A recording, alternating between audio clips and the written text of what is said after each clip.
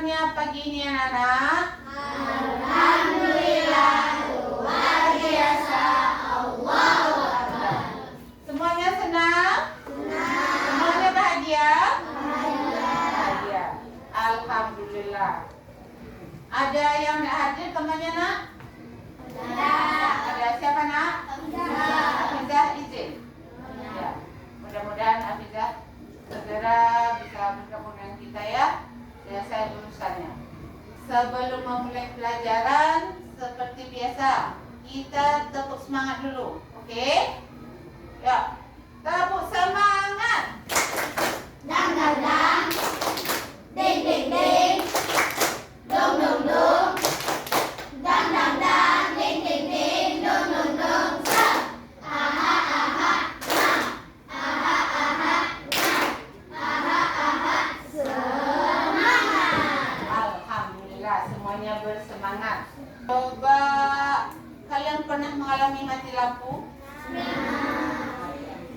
Saat mati lampu, kalian bisa lihat sesuatu enggak? Tidak. Masih bisa?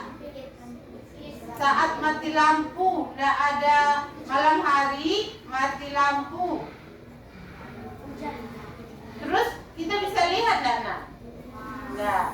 Kemudian biasanya orang tuanya di rumah akan berusaha mencari penerangan seperti senter, lilin, HP, atau lampu emergency, ya kan?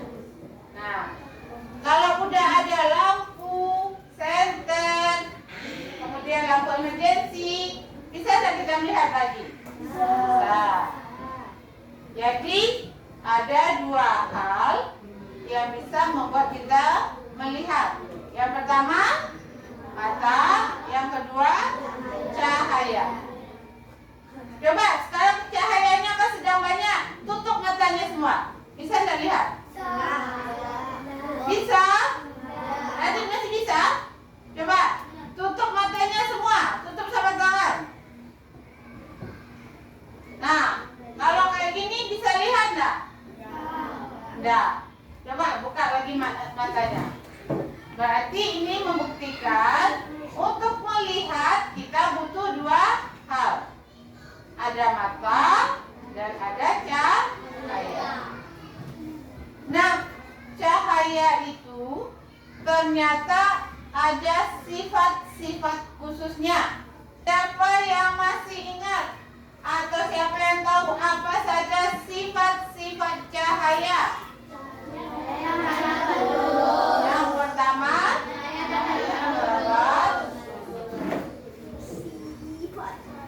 nah, apa buktinya cahaya merambat lurus? Nih, Bu Wita pakai HP misalnya. Ini cahaya senter dari HP. Nah, ketika Bu Wita arahkan ke depan, cahayanya menghadap ke depan. Arahkan ke samping, cahayanya menghadap ke samping.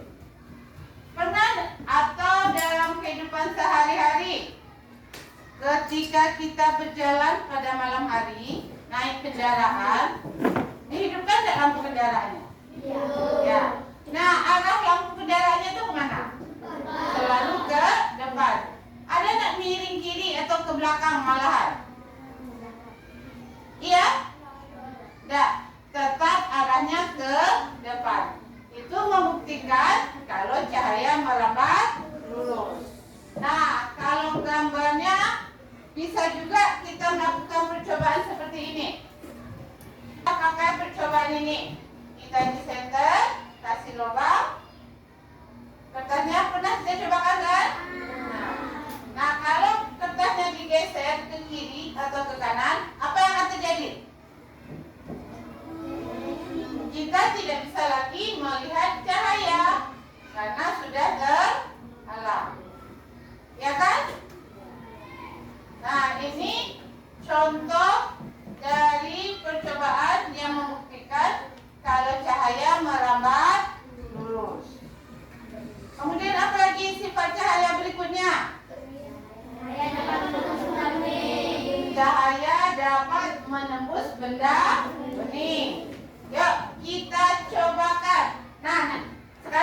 saja teorinya aja dulu, nanti baru kita cobakan ya. Sifat cahaya yang kedua apa tadi nak?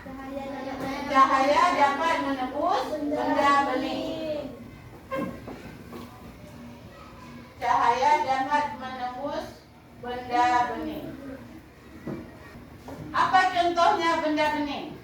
Gelas, air, kaca. Itu contoh-contoh benda bening. Apalagi sifat cahaya yang ketiga?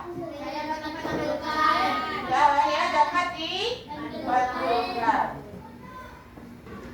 Kemudian apa lagi? Cahaya dapat dihiaskan.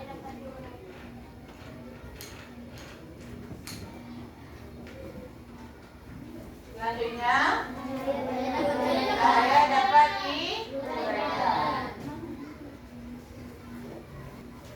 Berarti ada 5 sifat cahaya. Cahaya merambat lurus, cahaya menembus benda bening, cahaya dapat dipantulkan, cahaya dapat dihiaskan, dan cahaya dapat diuraikan. Contoh cahaya dapat menembus benda bening apa tadi? Apa? Cahaya dapat menembus air. Coba kita cobakan di sini. Apakah benar cahaya dapat menembus benda bening? Nanti sekarang Bu Ita yang coba, nanti anak-anak semua yang coba ya. Nah, ini Bu Ita pakai kertas, arahkan. Masih nampak kan cahayanya? Bagaimana kalau dicobakan pakai kotak pensil?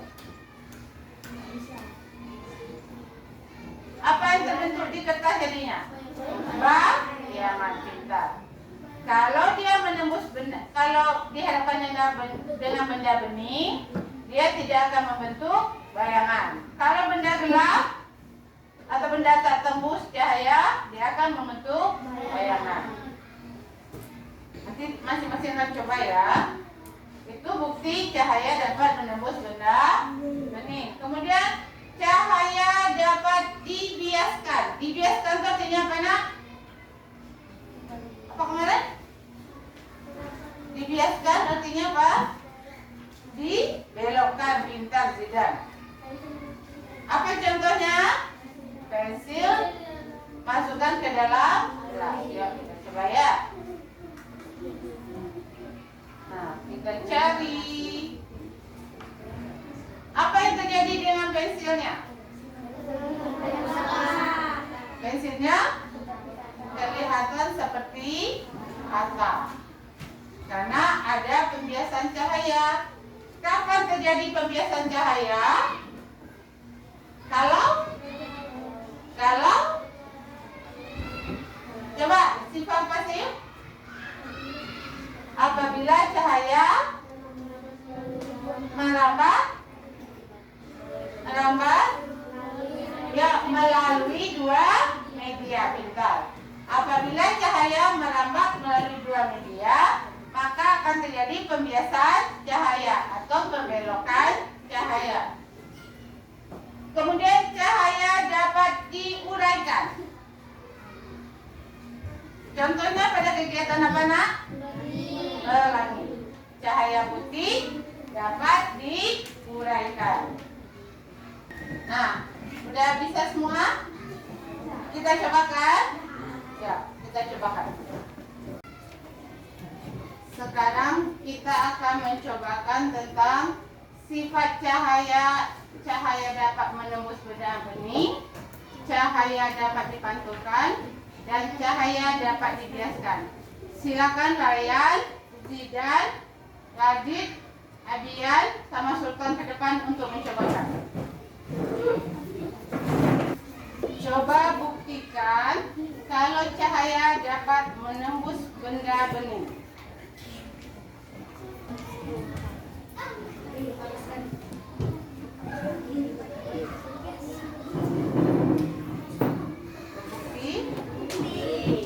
Bagaimana kalau dengan gelas?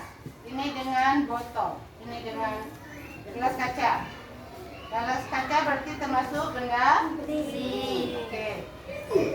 Bagaimana kalau kotak pensil?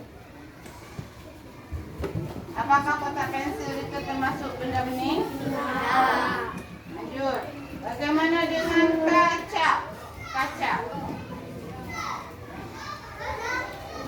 Apakah kaca termasuk benda bening? Ya, yang termasuk adalah bayangan. Ya, lanjut. Kita akan mempraktekkan sifat cahaya. Cahaya dapat dipantulkan. Kita cobakan pada cermin pemantulan cahaya pada cermin datar. Coba lihat apa sifat bayangannya. Itu ambil cerminnya masing-masing. Cermin datar.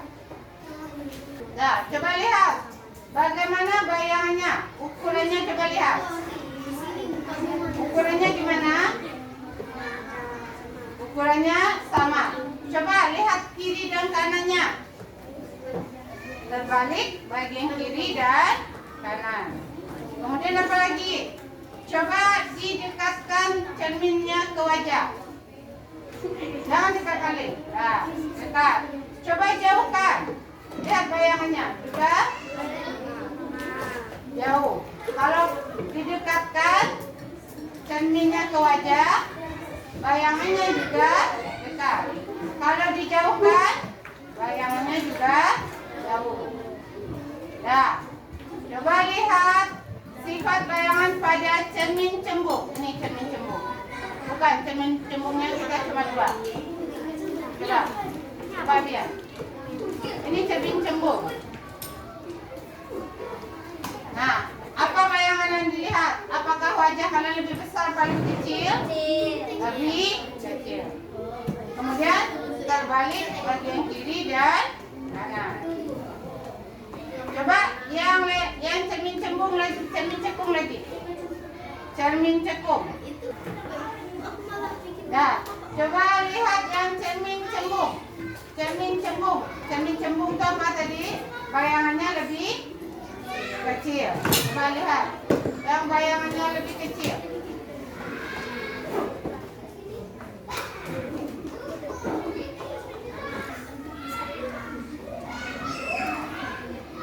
Ya. Nah, berarti sudah selesai. Dan nampak? Silakan duduk ke tempatnya masing-masing. Kerjakan latihan yang ada di buku LKPD. Kerjakan latihan di LKPD. Sudah selesai semuanya, nak? Sudah. Sekarang Zidan, coba Zidan bacakan hasil kesimpulan yang Zidan buat. Silakan ke depan bacanya.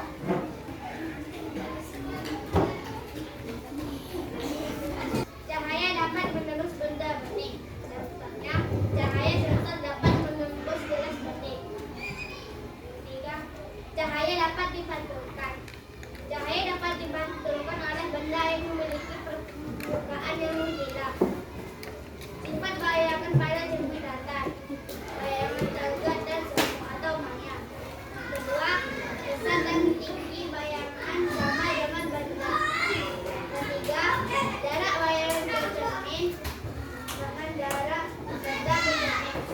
Yang keempat, terbalik bagian kanan dan kiri. Contoh, cermin bias. Sifat bayangan pada cermin cekung.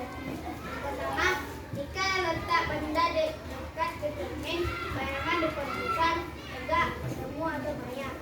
Yang kedua, jika letak benda jauh dari cermin, bayangan membuka terbalik diposisikan.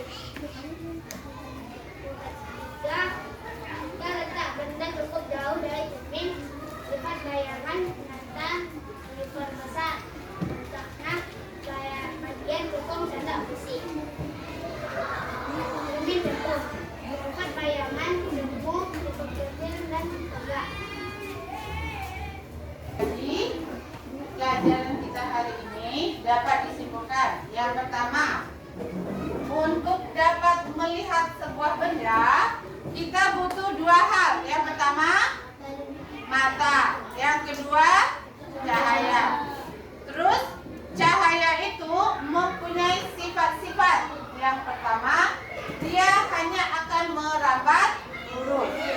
Yang kedua, dia hanya hanya bisa menembus benda-benda ini. Yang ketiga, cahaya itu dapat dipantulkan. Dipantulkan itu apabila mengenai benda yang licin dan mengkilap. Nah, sifatnya akan berbeda jika ia mengenai cermin cekung, cermin cembung, dan cermin datar. Sifat bayangan yang dihasilkan akan berbeda-beda. Kemudian yang keempat, cahaya dapat dibiaskan. Cahaya akan dibiaskan jika dia melewati dua medium yang berbeda kerapatannya.